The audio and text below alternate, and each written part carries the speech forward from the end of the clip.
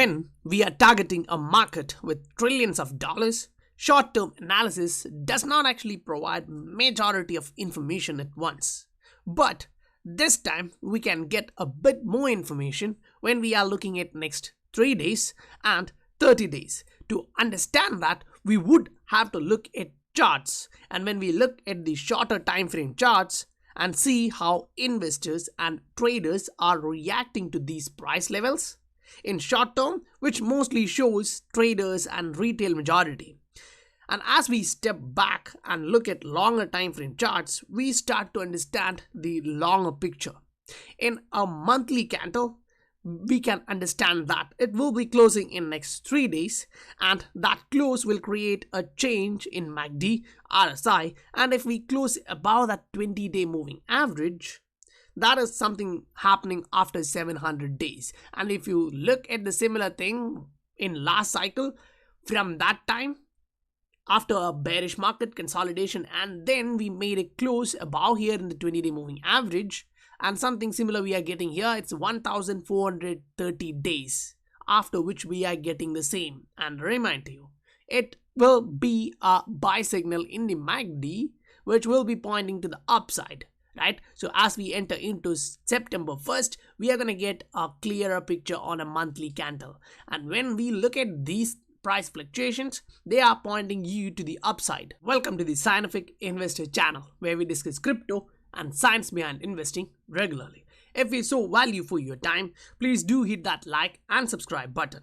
To open your heart and support this channel, you can check out the Patreon and PayPal link in the description. PayPal and Patreon link will allow you to get more value for your portfolio and to discuss that, because majority of them would be having different assets in your portfolio. You can take that as an opportunity to explore your portfolio, looking at your risk tolerance, your capital management, and looking at other assets which potentially you can add into your portfolio. Now, when we look at the fundamental side of this thing, we can understand, yes, we are focusing on a market which have huge potential.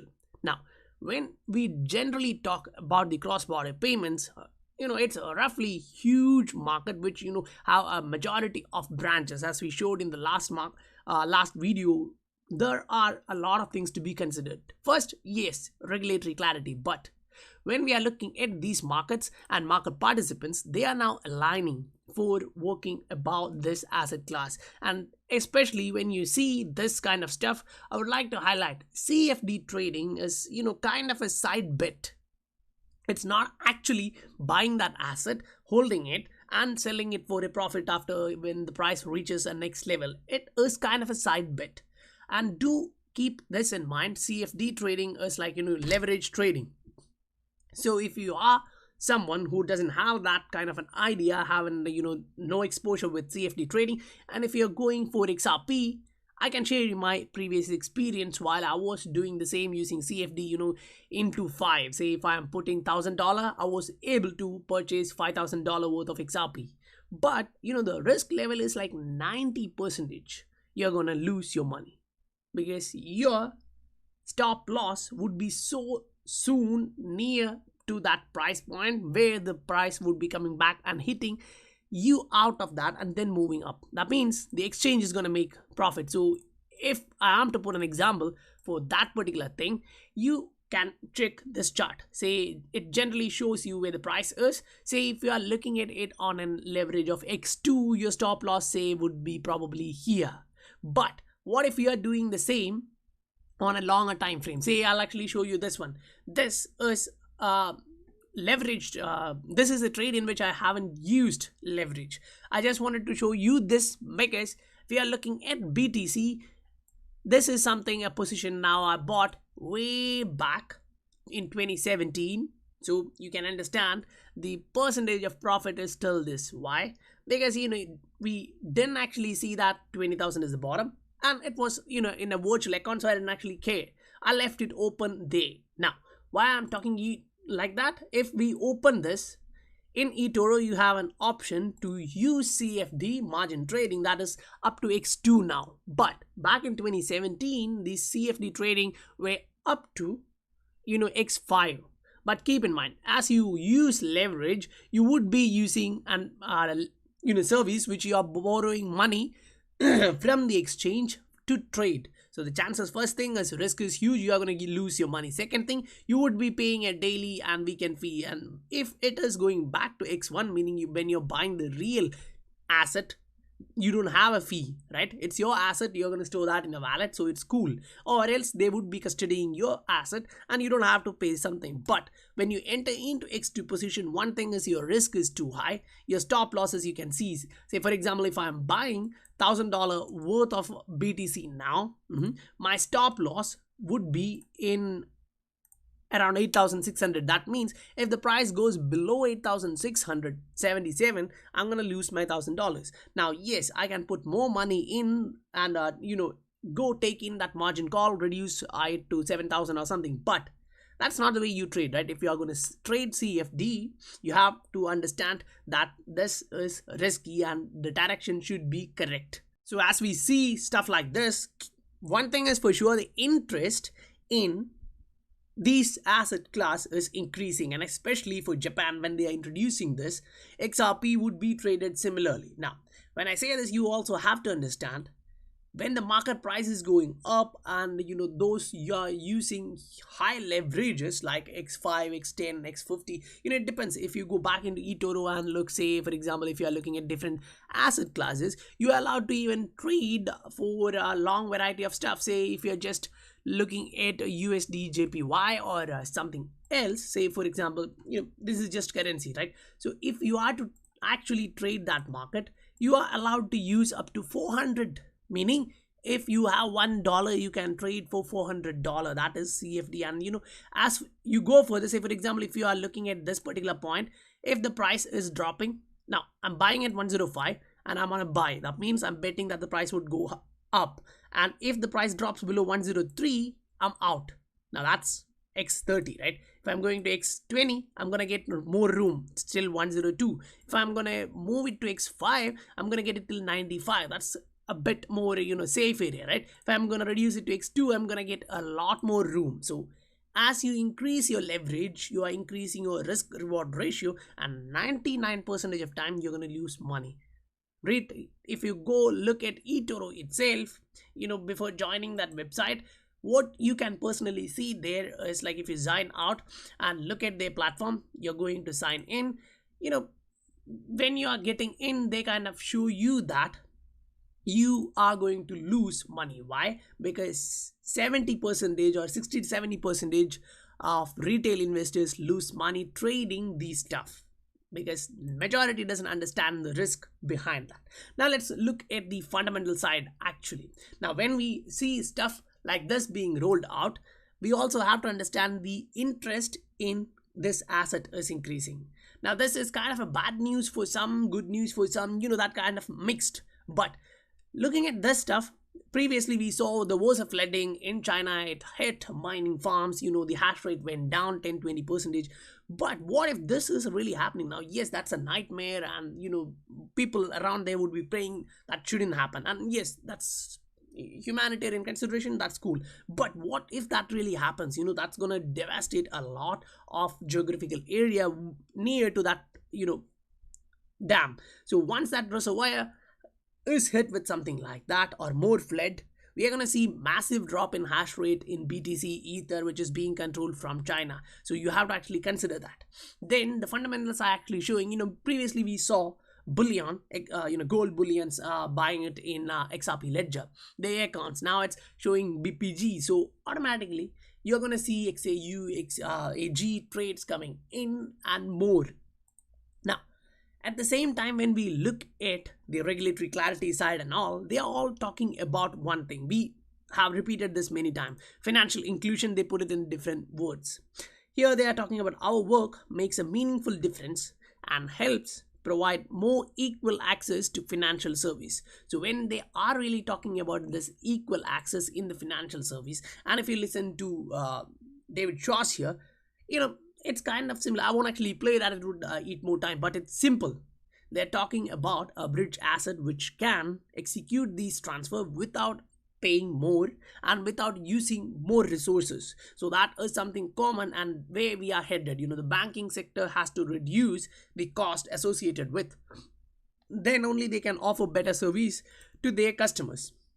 Now, when we look at the price chart and all, this is XRP USD chart posted by Cryptography, and I found it interesting using these retracement levels and focusing where it can actually probably go. So if it is to retrace back here, which it did, and then push to the upside, the 0.618 level would be taking us around 0.39, or human psychology is a bit weird. It can push the price even a bit high, so probably 0.4, which we previously checked and understood that there is a possibility that the price may reach 0.4, and if it does, then it may retrace back to a critical support level. Now this can be said as a support level once it breaks to the upside, but if you look here, that is where majority of the trading happened at that time. So it would be like it can come back to around 0.23 of that retracement and then move to the upside, reaching 0.46. Now personally, I would argue that it may go up to 0.5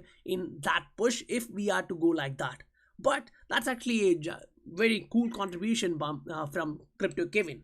So when we actually look at next 3 to 30 days, we understand that many things are changing. Regulatory clarity is coming in.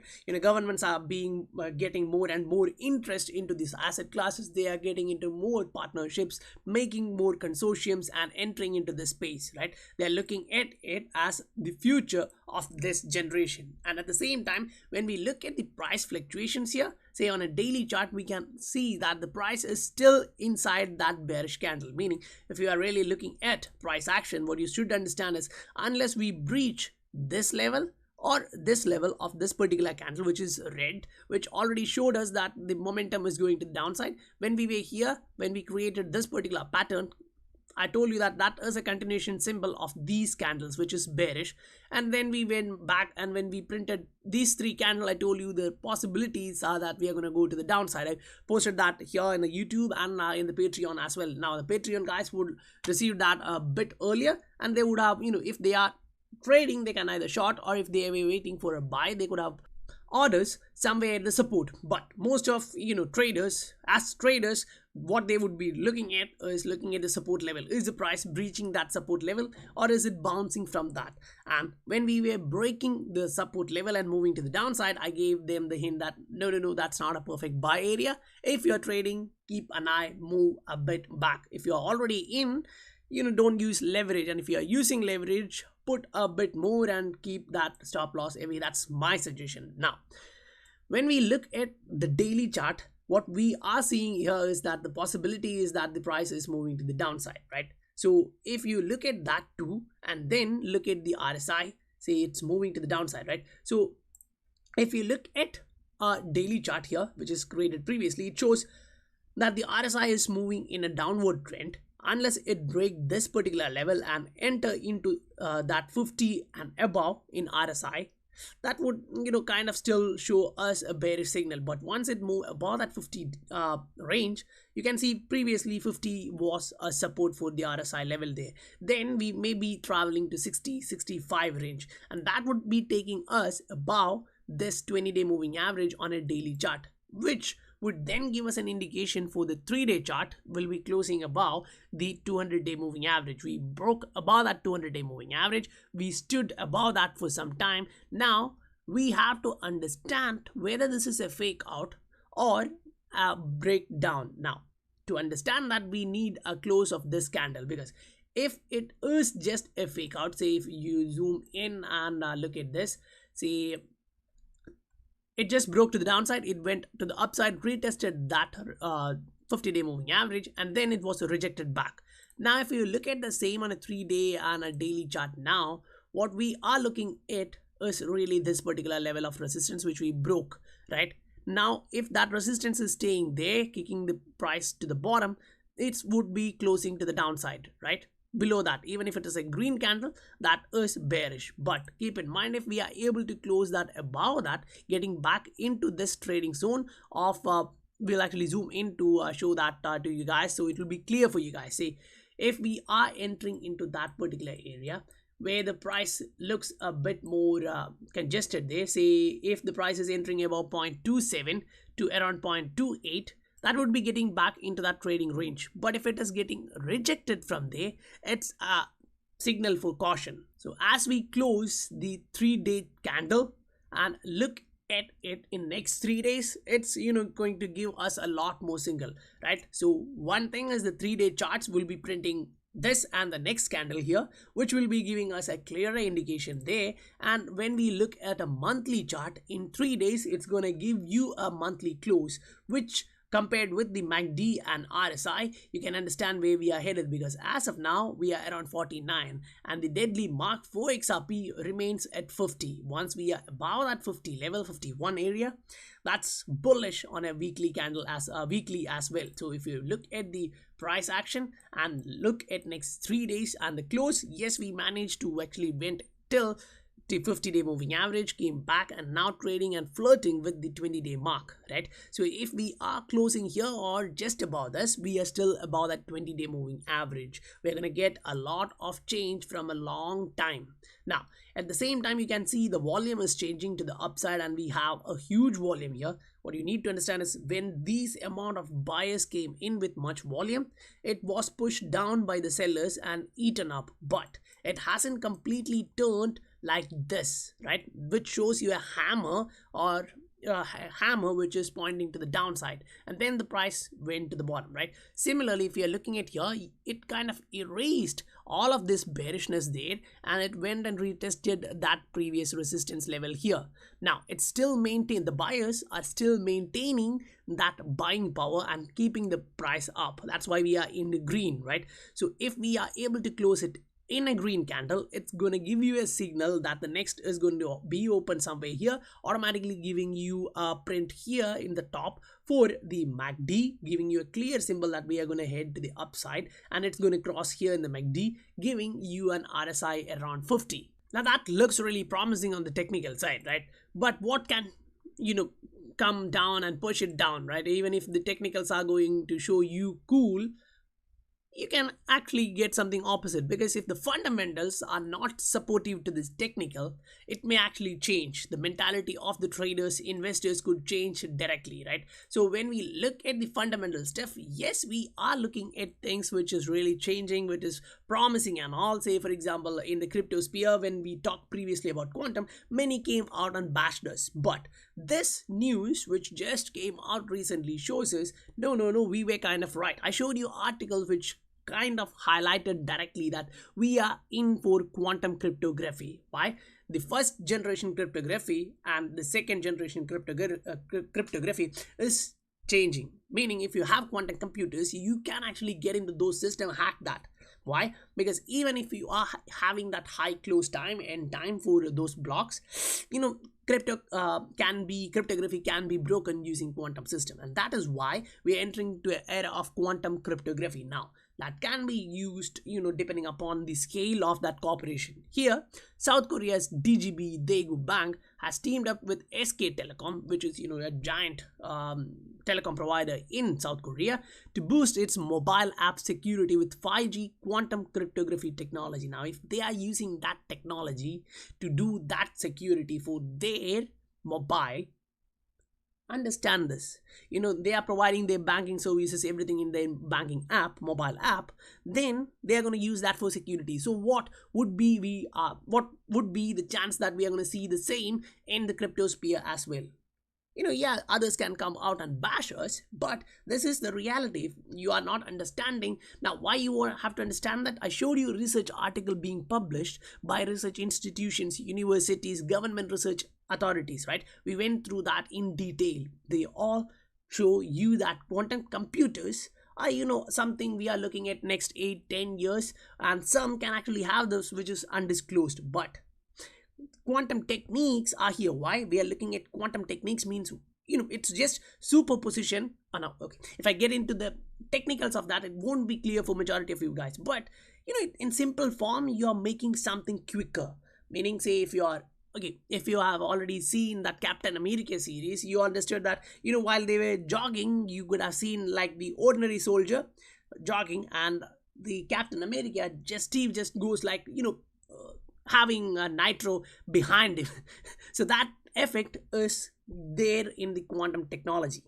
So if they are using that would be giving extra security level. That is a positive thing for the entire industry when we are looking at, because if they are able to use the same technique to provide security for existing infrastructure, then even after 8 to 10 years we may able to defend next 5 years more. Now when we look at the entire area of central banking, they are entering into this space where they don't actually understand what to do, an era of kind of the sand where they're in a sand, full of sand, meaning a desert where they can't understand the direction, they don't have a compass, so they are printing money huge. And here ECB extends euro liquidity lines with 2 more central banks. Now we already talked about these swap lines, which they are looking at different central banks, they are getting connected. Here also they have to change from their fiat to another when they are moving from one central bank to another one, right? So there, what you have to understand, we all saw the fundamental side of it, we all saw the technical side of it, but if you don't take a decision, you won't understand what you're going to do, because behavioral bias is there. Now I actually got this from eToro. I actually forgot the name of the guy, but it's taken from, it's not directly from me, I got this from eToro. Okay, anyway, when we look at this one, you really have to understand, you can do your own research and come to your own conclusion, because if you don't have that cognitive ability, different individuals can take out just one stuff and show you that this is the real direction and misguide you. If someone misleads you like that, that's gonna worsen your portfolio. And that is the reason why here in the Scientific Investor channel, we try to take out the fundamental stuff, technical stuff, and explain through all different scenarios, the possible scenarios, so you can get into a calculated conclusion, so that that will allow you to look at the market and understand, or take a calculated guess and do your trading and investing. Guys, hope you saw value for your time here, and if you did, please do support the channel, hit that like and subscribe button. If you would like to extend your support, you can look at the Patreon and PayPal link in the description below. I'll meet you guys on the next video. Bye for now.